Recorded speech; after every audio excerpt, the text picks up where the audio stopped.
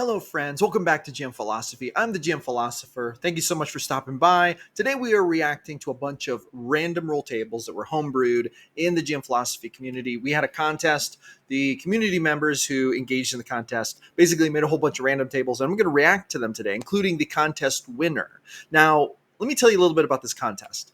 This contest asked contestants to tap into something that's been at the core of TTRPGs and close to the heart of the GM Philosopher, me, which is true. Since the very beginning, random roll tables. 9 stalwart adventurers embarked on the journey of creating tables for everything from the trustworthiness of a door to local flavor to zany Fey adventure hooks. But at the end of the day, Darth Vader, which is one of the members of our Discord community, won out with this table that both inspires and names new groups in your world game. So basically, we're going to go through these random tables. We're going to look at them. And if you want to download or use any of them for your games, you're going to have to join the GM Philosophy Discord. Links in the description. So let's go dive in and start reacting to these. I'm going to show them on the screen as I do so, okay? So, first of all, we have this random roll table by Darth Vader. It's called Random Roll Table. The A of the B, groups that can be created as cults, organizations, guilds, etc. Now, this is the winning. Keep in mind, this is the winning, like the contest winner. If you need an organized group to serve some purpose in an area, you can roll on this table for their name. The A-B is similar, but without the of the. Without the extra wording, usually denotes a smaller group, such as a small town, guild, or club, or more important, such as a militia or mercenary group. Okay, so for example, so this is a 12, like a D12. So 1, Guardians, and then you'd roll for the next one. And then you, oh, I see. So the A of the B, and then there's the AB. So, for example, Knights of the Deep or Crimson Wolves. Okay, all right, cool. So that's pretty cool. When asked to pick a number 1 to 10, what? When asked to pick a number 1 through 10, roll a D10. I'm wondering what the number has to do with this. So if you roll a 1, the number is 7. So is it like 7 children of the tree? When asked to pick a number. So I think maybe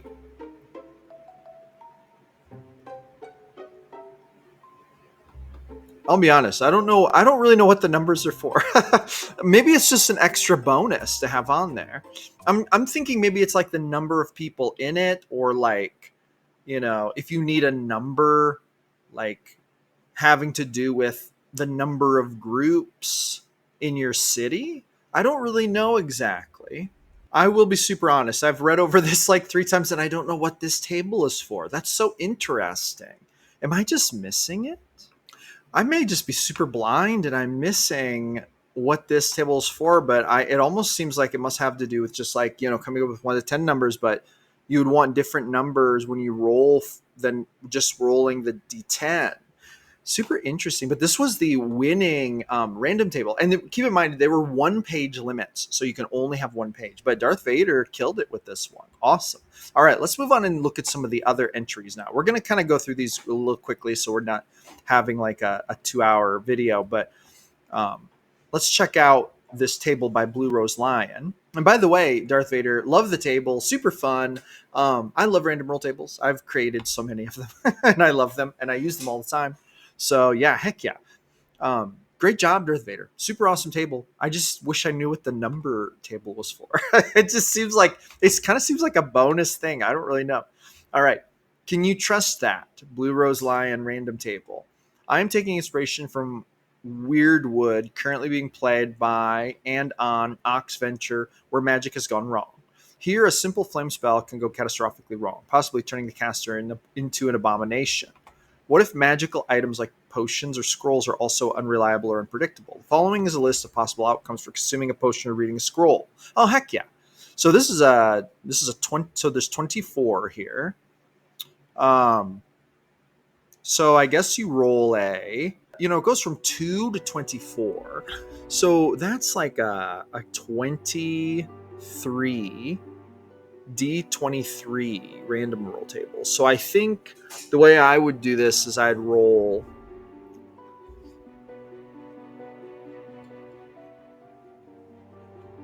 percentiles, and then if you don't get a 2 but something from 2 to 24, you roll again. You could also double it up and make it so that, you can have another set of it, after the 24. So you could use percentiles more. But anyway, interesting that it's not like a typical, like a dice number. Usually a random roll table is like a D6 table or a D8 table or a D20 table or a percentile table or maybe like a 50s table, and then they recycle the next set of 50. But this is interesting, and that's got like 23 options. So that's kind of fun. But anyway, these are things that can go really wrong. Polyglot. You can read and speak any language. If it don't work, make it work. Plus D6 to intellect. Gnarly scar man. You are healed, but you now have a scar to brag about. Oh, interesting. Acid reflux. You can breathe acid. So this is just like random stuff that can happen in this world where magic tends to go really wrong. So this is a possible list of outcomes for consuming a potion or reading a scroll. And then adverse effects negated after a long rest, unless otherwise stated at DM's discretion. So I guess you could kind of try to use this table to permanently bump up your stats, because a 1d6 to intelligence is really big. But anyway, shabam. There we go. Blue Rose Lion's entry into it. A random table of magical shenanigans. All right. Let's look at the D&D random creature generator by D. Coupark.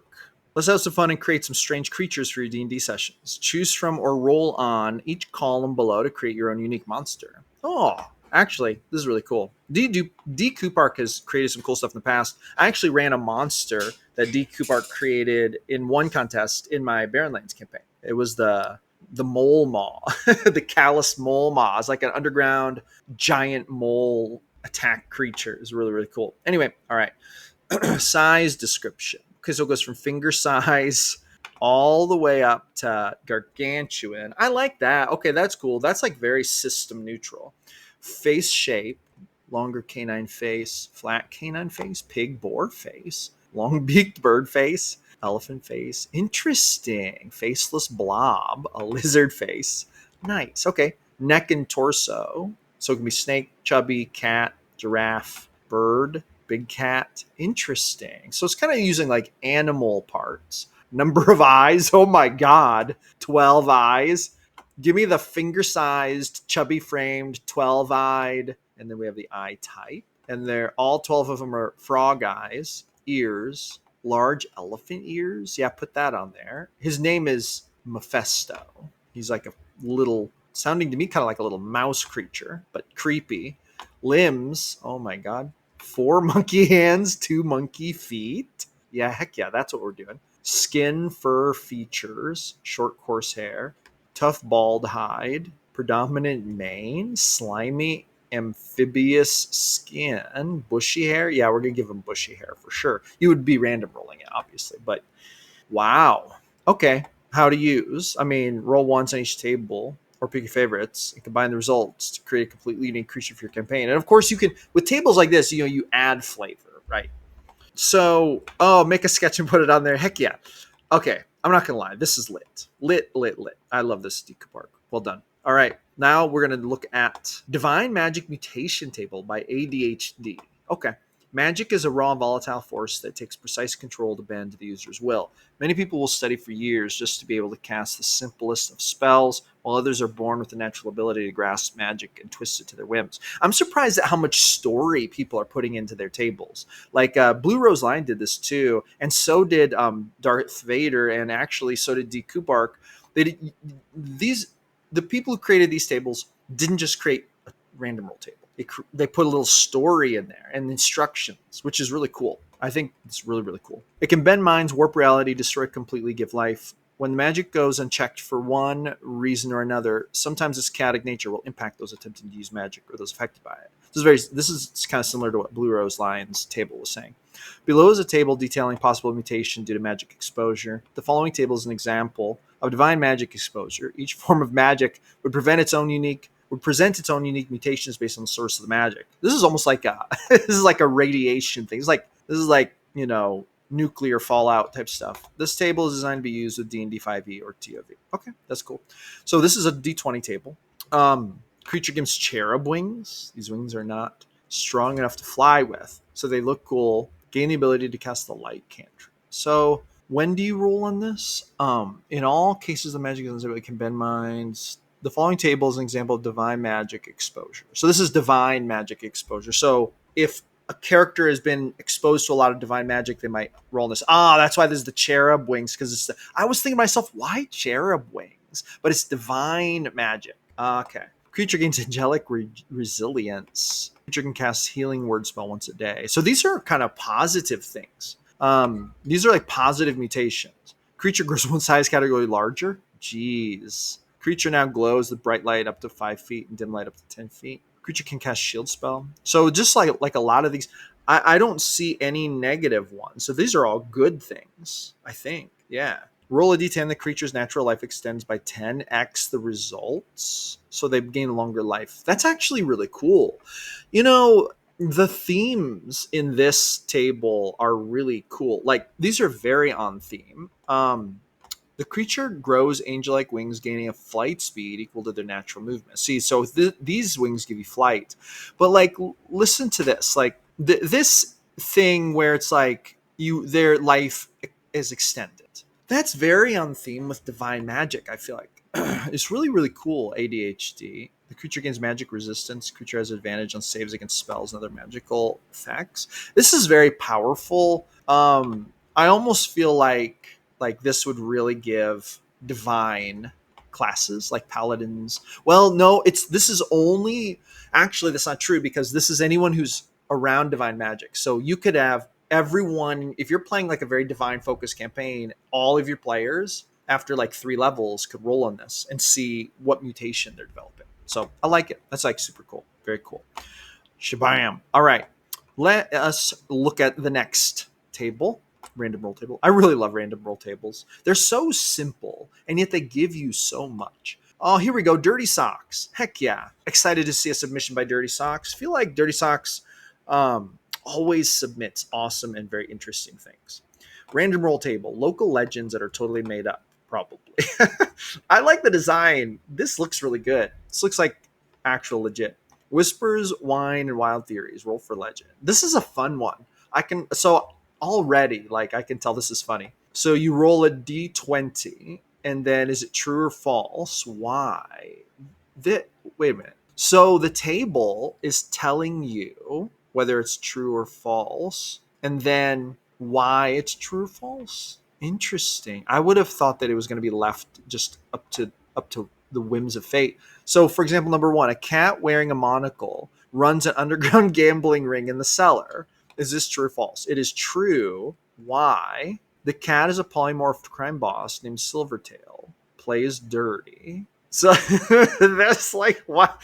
I have to ask, like, the fact that they're labeled as actually true or false on the table is kind of wild to me. And then the fact that it tells you a why, like, I have to say, Dirty Socks, the ingenuity here is really fun. Super fun. I'm going to read 2 others. If you knock 3 times on the baker's oven, your next child will be born with a gift. Is this true? Yes, it's true. A hearthbound fertility spirit grants blessings in exchange for offerings. A hearthbound fertility spirit. What in the world?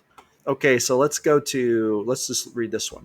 A flute made from willow bark was once heard crying for its maker during a thunderstorm. This is false. It was just a sad bard and some really good acoustics. What? Okay, so I like it. Awesome job, Dirty Socks. Very fun. I'd use that. I'd use all these. Every single one of these I could see using so far that I've read.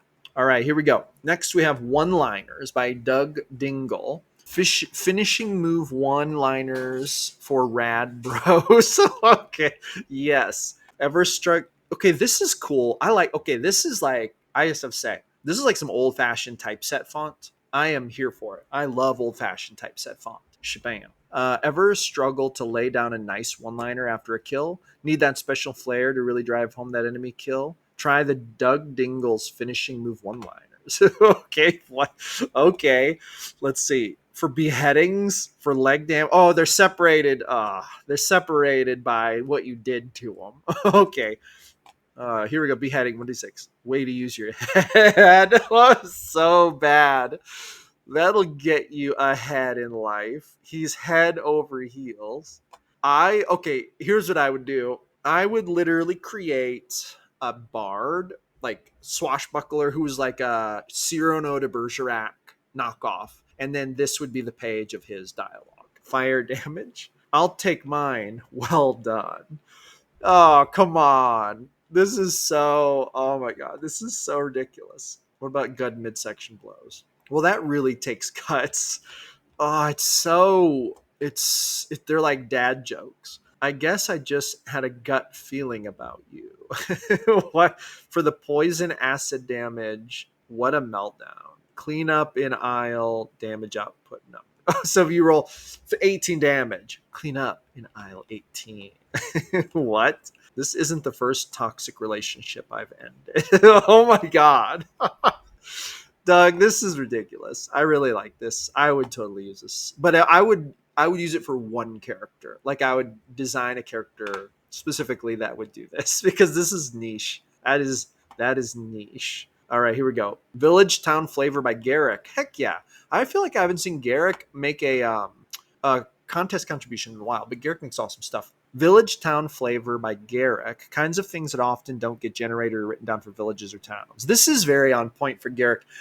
Garrick is really all about like that village generation and that village creation stuff, and was a contributor in our 50 Villages ebook that we put out in GM Philosophy Community Publishing. If you want to check that out, link is in the description.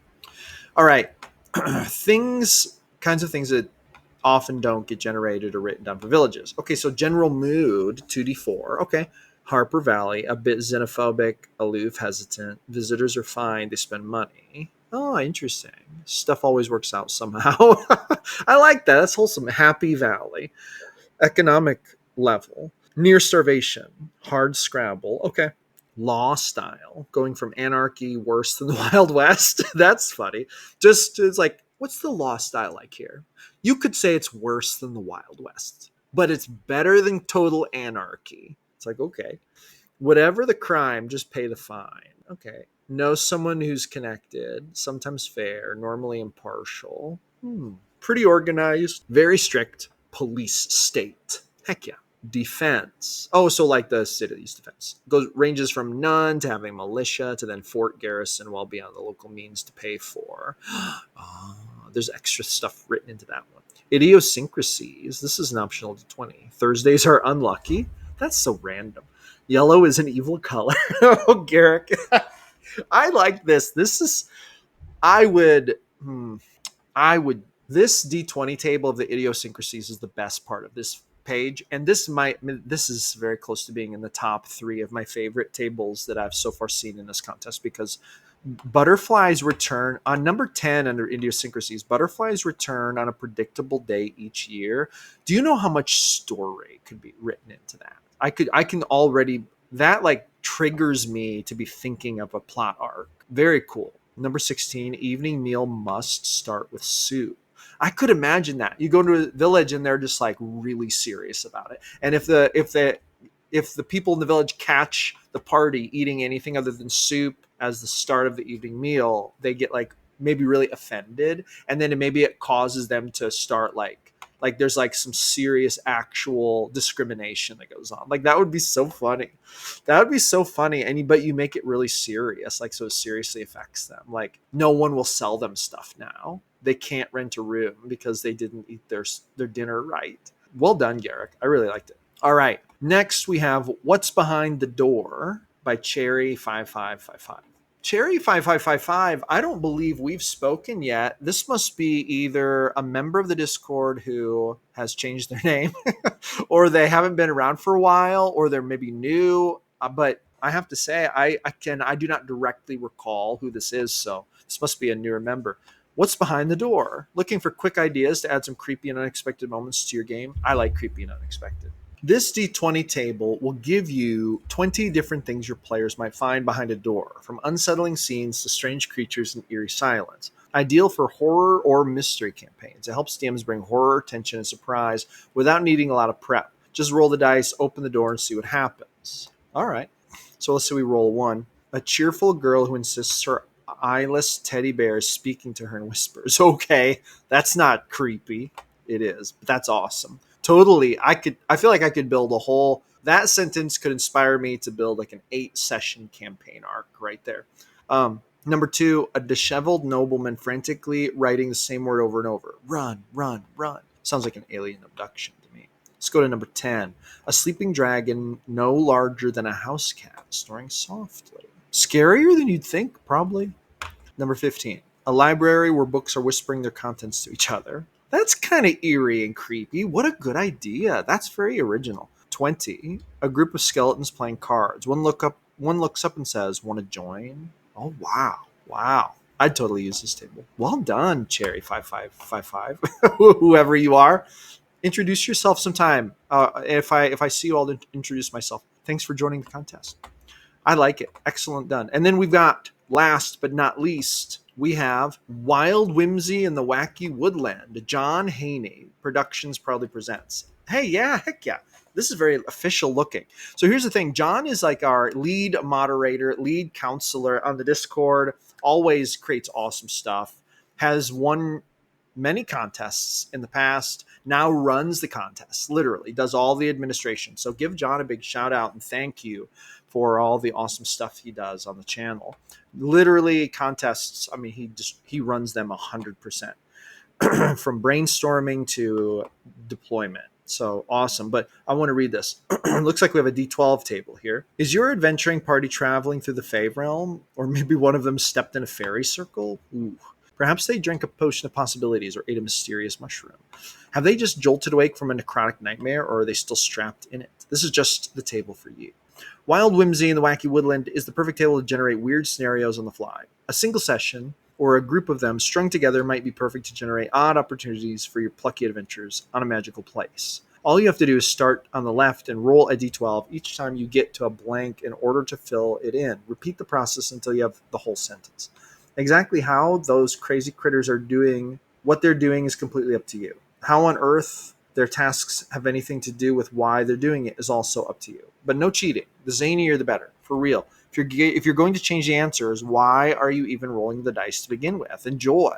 I say I agree, because if you're going to roll those dice, let the dice decide what's going to happen. All right, here we go. So, for example, and I guess we roll it. So we roll the 1. So let's say a disheveled, and then let's say we roll a 6. Middle-aged, and then we roll a 3. Duck folk is, and then we roll a 10. Let's just say relocating. What? I'm imagining this duck folk kind of being like a think about like Donald Duck, but way more sophisticated. Doesn't really speak in a wacky tone, and he actually has a slight British accent. I can't do a British accent, but if I could, that's what it would sound like. You know, he's got little glasses, and he's very disheveled, middle-aged, and he's relocating. He has a wagon of goods with him, and he's like pulling the wagon, and he has one like lazy donkey. So anyway, he's relocating oh, I didn't see this. Let's go 12. Tree. Okay, there's a tree in his wagon. So he's pulling it. He's trying to talk his donkey into pulling it. This is what I'm getting at. Because, why is he doing it? Let's say it's a 4. All great heroes must complete this task. What? Okay, so they stop him and he says, well, you see, this tree comes from the forest of heroes. My fine steed, Bartholomew here, and he'll point at the donkey. And I would have them roll an animal handling or insight. And then if they roll above like an 8, they will see that the donkey is literally looking at the ground, a look of annoyance on his face, like, oh my God, this is so stupid. And then the duck folk is like, you see, where I come from, you must replant one of these trees from the Grove of Heroes into the Grove of the Dead. And he's going to point down the road. He says, about 5 miles down there is a large forest. And on the inside of that forest, in the middle, there is a cemetery, graveyard. And if we plant a tree along the periphery of the graveyard, you'll be blessed by the spirits of the ancestors, and they will give you great power. You will literally become a hero, capable of heroic feats. This is what I wish for myself. Me and my noble steed Bartholomew are going to make this happen. Right, Bartholomew? And then Bartholomew is just like, oh, there you go. So I like it. I would totally run that encounter in a game, and it would be awesome. So, boom. It almost is like an Alice in Wonderland type thing. I like it, John Haney. Well done. Really well done. I can't believe there's a duck folk. That's so cool. It's like Darkwing Duck, Donald Duck. There's so many cool ducks in the world of literature, I feel like. All right, that's going to conclude my review of these 9 awesome random roll tables. If you want to grab some of these, all of these are available. You can download them, use them. The files are in the archives on the GM Philosophy Discord. Links in the description. So jump in there, grab your random roll tables, use them in your game. And to all of the amazing contestants who took part in it and participated, thank you so much. I love seeing these. I love reacting to these. There was a part of me that was kind of thinking maybe I don't have time these days to react to all of the contest entries because I am very busy these days. I have a lot going on, and I'm going to be coming back to doing more GM Philosophy stuff in probably 2 to 3-ish months. But in the meantime, I just am so busy with other life things, and the community and the YouTube has kind of been on a bit of an autopilot. And I was tempted to say, maybe I don't have time to react to the contests anymore. But you know what? I when it really came down to it, I changed my mind, and I want to react to the contests. And I feel like it's one of the things I'm going to hold on to and keep doing just out of sheer enjoyment for doing it. And that's how it is in life. Sometimes you're very busy and you have to decide what you're going to let go of and what you're going to keep. And I think reacting to contests is something I want to keep. I do not want to let go of it right now. And I don't think I will ever have to. I really plan to come back and do more content, do more awesome stuff with GM Philosophy in the very near future. I just have a few life situations I have to kind of get past so we can get back to normal. And we are getting there very quickly. So thank you all for tuning in for another episode of GM Philosophy. I appreciate all of you. Make sure to hit that like button, that subscribe button. Remember, this is a place where we empower game masters to run better games. So if that sounds like the place for you, then join us and keep hanging out. Watch some more of our awesome videos, and I'll see you awesome people on the next one.